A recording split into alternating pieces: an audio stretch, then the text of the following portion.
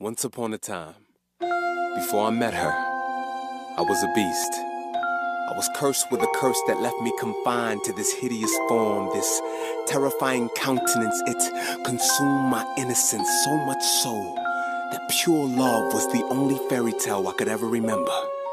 No identity, just a grotesque silhouette. No friends to be my guests, just victims. I confided in no one but loneliness until I started conversing with candles and clocks, which only deepened my despair, knowing that time was waxing away. You see, when worthy desires are reduced to a hunger for flesh, even the wilderness could smell like paradise.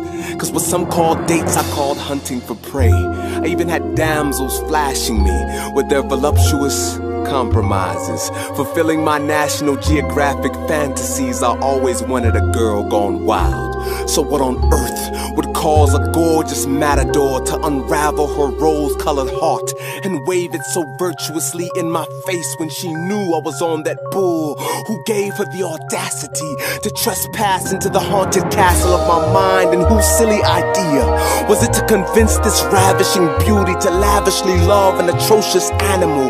Didn't she ever hear that once God gives a man his rib, he pours that master's piece on her right? Understood that once the purest of blood was spilled, it would never be in vain.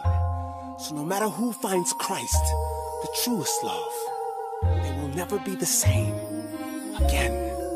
For beauty himself tells our souls will live happily ever after.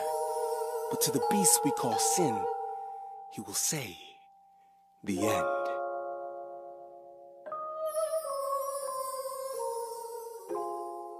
Calls into consciousness with a confident competence to cause this curse to be cancelled in soul. An untamable, transformational force called grace introduced perfection to disaster.